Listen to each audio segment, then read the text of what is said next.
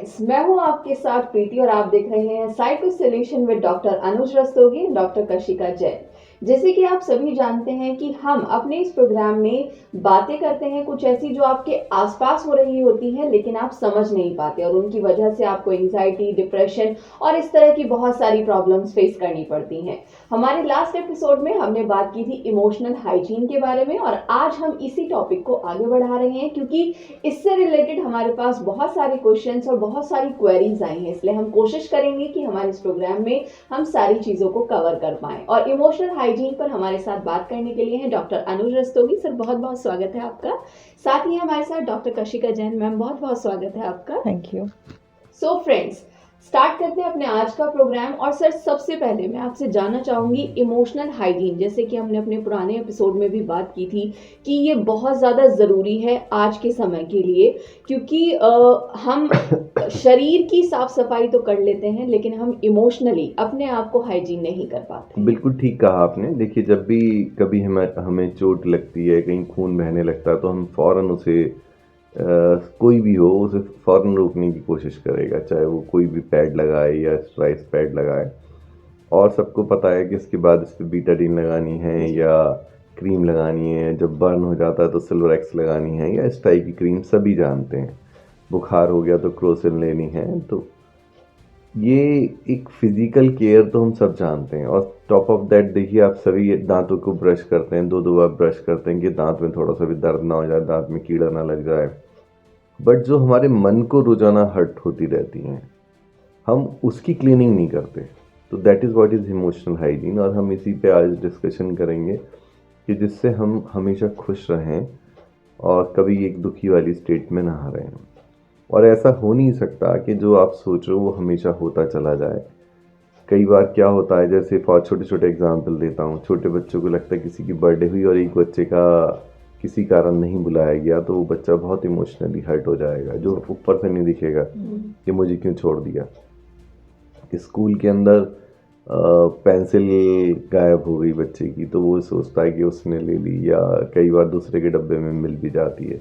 तो ऐसी छोटी छोटी बातें बच्चों के लेवल पे होती हैं, बड़ों के लेवल पे भी अलग होती हैं। शादी का कार्ड नहीं मिला, शादी मुझे इनवाइट ही नहीं करा और औरों को इनवाइट करा था। तो this is very very common in life और हम सभी वो फेस करते हैं। और कई बार हमने कंपटीशन दिया, क्लास का एग्ज़ाम दिया, उसमें सिलेक्शन नहीं हुआ। अब आजकल तो बहुत ही जल्दी में है सब लोग, जैसे कि 12th के बाद बहुत सारे बच्चों का जहां वो सोचते हैं एडमिशन कराने का, किसी कारण नहीं हो पा रहा, तो तुरंत वो अल्टरनेट प्लान बी पे चले जाते हैं और उस ए प्लान को फोकस ही नहीं करते वो। तो ऐसी तमाम चीज़ें हैं जो हमारी लाइफ में इमोशंस के साथ जुड़ी हुई हैं। देखिए, मैं सब आजकल एक पेरेंट्स को सबको एग्जांपल देता हूँ। मैंने कहा, देखो आप नए कपड़े पहन के कैसा लगता है आपको, जबकि कुछ भी चेंज नहीं होता, हेड टू टो कुछ भी चेंज नहीं होता, बट नए कपड़े पहन के अच्छा लगता है। तो what is this is emotion. और एक और बहुत अच्छी चीज़ है हमारे यहाँ, नहाने के बाद सभी को अच्छा लगता है, शरीर की भी सफाई हो जाती है और मन की भी किसी हद तक सफाई होती है, and you feel lot better. तो इमोशन हाइजीन इतनी इम्पॉर्टेंट है। अगर हम अपने बच्चों को शुरू से ही ये चीज़ें सिखाएं जैसे वो स्कूल जा रहा है तो उसके साथ क्या क्या चीज़ें हो सकती हैं, अगर हम एंटिसिपेट करके उसको जवाब समझा के भेजें, तो वो इमोशनली ज़्यादा स्ट्रांग बच्चा बनेगा। मैं डॉक्टर कशिका से पूछूंगा क्योंकि ये इनका फील्ड है। जैसे मेरा बच्चा आज स्कूल जाने वाला है, अभी स्कूल शुरू कर रहा है। अब उसके टिफ़िन के अंदर से खाना जो है और बच्चे भी खा सकते हैं, हो सकता है उसे खाना ना भी मिले, तो मैं उसको बच्चे को कैसे मेंटली प्रिपेयर करके भेजूं जिससे वो इस बात से डिस्टर्ब ना फील करे, अगर ऐसा होता है। जी, अगर यही सिचुएशन की हम बात करें कि बच्चे के टिफ़िन से अगर खाना और बच्चे ले रहे हैं, देखिए पहले से ही अगर आप अपने बच्चे को शेयरिंग का एटीट्यूड सिखाएंगे कि बेटा आप जो भी टिफ़िन में लेकर जाएंगे वो आपके फ्रेंड्स भी शेयर कर सकते हैं। और फ्रेंड्स ऐसे होते हैं कि कई बार ऐसे नोटी भी हो सकते हैं कि आप बिज़ी हो और आपका टिफ़िन निकाल लें और वो गायब हो जाए। तो आप इस चीज़ के लिए मेंटली प्रिपेयर है ना। और आप ये जो है ना लाइटली लेना इस चीज़ को बहुत ज़्यादा, क्योंकि ये ऐसा नहीं है कि वो बच्चे शैतान है या आपको परेशान करना चाह रहे हैं। ये सिर्फ एक फ्रेंडशिप का तरीका है, वो एक्सप्रेस करना चाह रहे हैं अपने इमोशंस। और देखो आपका टिफ़िन इतना अच्छा है, तभी तो वो खाली हो गया। तो इस तरीके से आप मेंटली, क्योंकि वो छोटा बच्चा है, उसे छोटे बच्चे की तरह से अगर आप उसको ऑलरेडी प्रिपेयर कर दोगे तो उसे ये चीज़ बहुत लाइटली लगेगी। और अगर उसको ये प्रिपेयर नहीं किया तो उसे ऐसा लगेगा कि किसी ने मेरे टिफ़िन में से चोरी कर लिया, गायब रह गया, मैं भूखा रह गया, या इस तरीके की चीज़ें वो भी सीखेगा कि अच्छा मुझे भी किसी का ऐसे निकाल लेना चाहिए। तो वो चीज़ बच्चा गलत भी ना सीखे और उस इवेंट को बहुत लाइटली ले। तो ये मदर्स की जनरली रिस्पॉन्सिबिलिटी है कि वो बच्चे का इस तरीके से माइंड मेकअप कर दें। क्योंकि मुझे याद है जब मैं छोटी थी तो हमारे साथ भी एक लड़की पढ़ती थी और उसको आदत थी कि वो टिफ़िन निकाल कर, और अगर 2 परांठे ले गए हो आप तो 1 पराठा उसमें से गायब ही मिलता था। पूरी क्लास को पता था कि कौन गायब करता है, लेकिन क्योंकि हम कभी पकड़ नहीं पाए उसको तो हम उसे कह नहीं सकते थे। तो ये सब चीज़ें तो हम सभी ने भी फेस की होती हैं।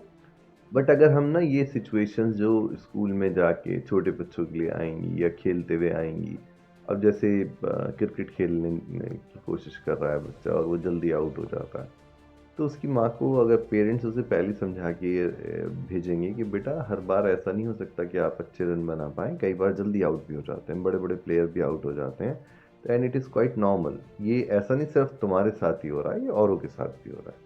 तो वो इमोशनली हर्ट नहीं होगा, कोई बात नहीं, next time we will cover it up.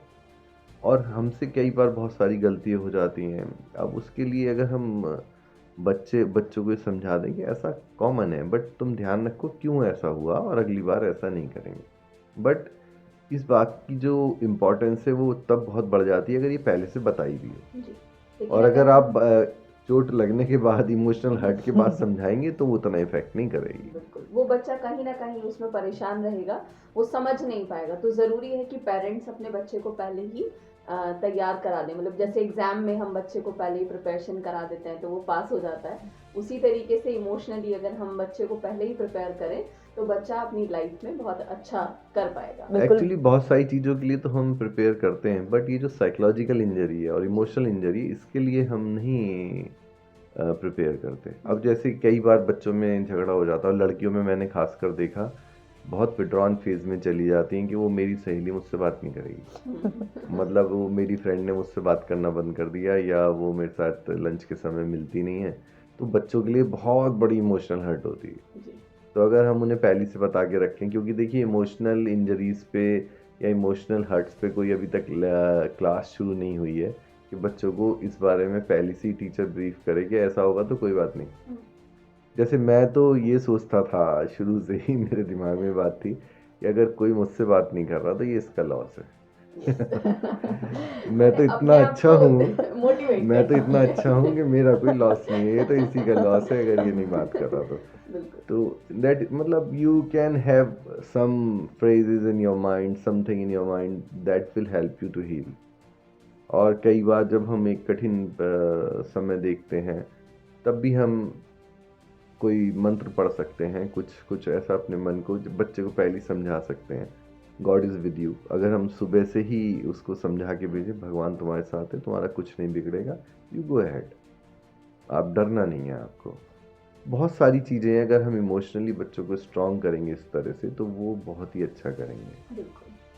तो देखिए जैसे सर ने बताया, आपको छोटी छोटी चीज़ें आपको करनी है और छोटी छोटी फ्रेज अपने बच्चों को देनी है ताकि वो पूरे दिन अपने आप को सेफ फील करे और उसकी वजह से उनका जो मोटिवेशन है, उनका जो कॉन्फिडेंस लेवल है वो भी बढ़ पाए। मैम यहाँ आपसे जानना चाहूँगी, कुछ बच्चे ऐसे होते हैं जो बहुत शाय होते हैं, अपनी चीज़ों को एक्सप्रेस नहीं कर पाते हैं, कई बार अपने पेरेंट्स से भी एक्सप्रेस नहीं कर पाते, वो रोते भी हैं। तो वो इस तरह के बच्चे को हम कैसे संभाल सकते हैं कि वो अपनी चीज़ों को एक्सप्रेस कर पाए, एटलीस्ट अपनी मदर से एक्सप्रेस कर पाए? देखिए बहुत सारे बच्चे शाई होते नीचे के, वो जनरली इंट्रोवर्ट बच्चे होते हैं और ऐसा नहीं है कि वो किसी से भी एक्सप्रेस नहीं कर पाते। उनके इनर सर्कल में 2-3 लोग ऐसे ज़रूर होते हैं जिनसे वो अपने मन की बात कहते हैं। जी।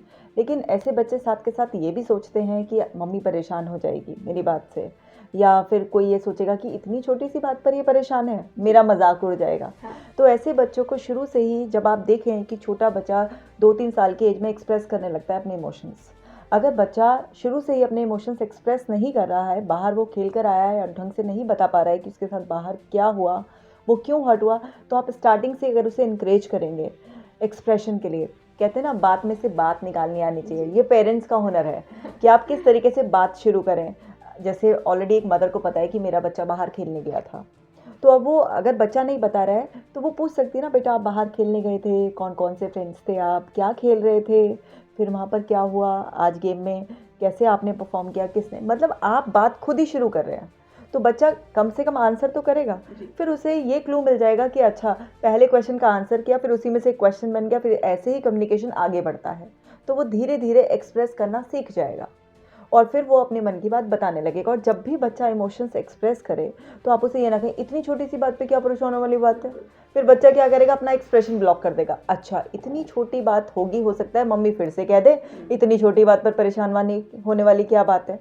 अरे भाई ज़रूर थोड़ा है कि अगर वो कोई फिजिकल इंजरी लेकर आएगा तो आप बोलेंगे इतनी बड़ी बात है, अगर इमोशनल इंजरी लेकर आएगा तो आप बोलेंगे इसमें क्या बात है। तो मतलब ये तो वही गया कि फिजिकल कोई भी इंजरी है तो वो है ट्रॉमा, और साइकोलॉजिकल कोई भी इंजरी है तो वो है ड्रामा। ऐसा थोड़ा ना होता है, राइट। सो मतलब आप किसी को रिजेक्ट मत कीजिए, आप एक्सेप्ट कीजिए। हो सकता है कि बच्चा एक छोटी सी बात पर परेशान हो जो शायद परेशान होने वाली बात आपके अकॉर्डिंग नहीं है, फिर भी बच्चे से उस पर बात कीजिए और बच्चे का माइंड सेट कीजिए, क्योंकि माइंड सेट है तो ऑल सेट है। तो जैसे पहले आप किसी का भी दिमाग कुछ बना देंगे कि अगर बाहर खेलोगे तो वहाँ पर ग्रुप में 4 लोग 5 लोग आपके खेलेंगे बच्चे, तो कभी ऐसा होगा कि कोई अच्छा परफॉर्म करेगा, हो सकता है किसी दिन आप अच्छा परफॉर्म करो, तो जीतना और हारना ये दोनों चलता रहता है। अगर आपको लगातार जीतना है तो आपको लगातार अपने एफर्ट्स डालने पड़ेंगे, यानी कि आपने शुरू से ही उसको मोटिवेट किया और आपने उसे सक्सेस का एक रूल बनाया और उसे बताया कि आप कितना भी अच्छा परफॉर्म करोगे लेकिन फिर भी ऐसा मोमेंट आ सकता है कि आपसे बेटर कोई कुछ कर दे या आपसे कोई चूक हो जाए, तो उसके लिए एक्सेप्ट करो और सामने वाले की जीत को भी सेलिब्रेट करो। या मतलब इस तरीके से बच्चे जब का माइंडसेट बना दिया जाएगा तो बच्चे को ऑलरेडी दिमाग में पता होगा कि भाई ऐसा है कि अपॉर्चुनिटी सबके पास होती है, एफर्ट से अपॉर्चुनिटी को कन्वर्ट किया जाता है अपनी सक्सेस में। तो ये इनिशियल स्टेज पे पेरेंट्स जनरली इस बारे में बात कम करते हैं, वो सोचते हैं बच्चे के लेवल से ज़रा हाई बात हो गई है ये, ठीक है। तो लेकिन बच्चों से बच्चों के लेवल की बात की जा सकती है। तो माइंड सेट होना चाहिए। इमोशनल हाइजीन अगर आपको शुरू से मेंटेन करनी है तो जैसे हम अपने बच्चों को ब्रश करने की आदत, नहाने की आदत शुरू से डलवाते हैं, ऐसे ही बच्चे को एक्सप्रेस करने की आदत, उसको हल्की फुल्की ब्रीदिंग एक्सरसाइज की आदत, उसको मेडिटेशन का मतलब है कि आप सोचो बेटा ये जो सिचुएशन आई थी, मेडिटेशन मतलब चिंतन, इसके बारे में चिंता मत करो और सोचो कि ये क्यों हुआ।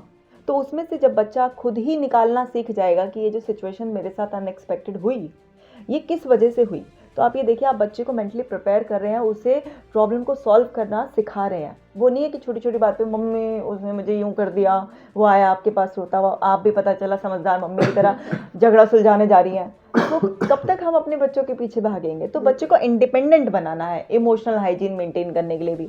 जैसे बच्चा 4-5 साल का बड़ा हो जाएगा तो हम नहीं उसको वॉश करना चाहते, अगर वो पॉटी भी गया है तो माँ चाहती है कि अब वो अपने आप को वॉश करना सीख जाए। तो ऐसे ही इमोशनल डर्ट को भी वो अपने आप वॉश करना सीख जाए, उसके लिए हमें शुरू से ही खुलकर बात करनी होगी इस बारे में। जो आपने एक्सप्रेशन वाली बात करी, मैं जब डेप्थ से देखता हूँ, क्योंकि पेरेंट्स को लगता है हम तो सभी इन्हीं के लिए कर रहे हैं, हम तो इन्हें इतना प्यार करते हैं। और देखो मैंने अपने लिए तो ड्रेस नहीं बनाई है और मैंने अपने बच्चे के लिए ड्रेस बनाई है और ये फिर भी बुरा मान रही है, और वो फिर उसको इस तरह से एजर्ट करते हैं बिना समझाए कि ये तो पता ही होगा। जैसे हम कई बार रिलेशनशिप में बातों में भी सोचते हैं कि दूसरे वाले को पता होगा।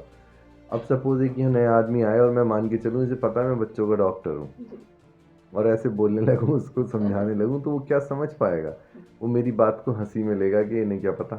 पर जब वो उसे पता है बच्चों के डॉक्टर हैं और उसको मेरी बैकग्राउंड पता होगी तो वो मुझे ज़्यादा ध्यान से सुनेगा।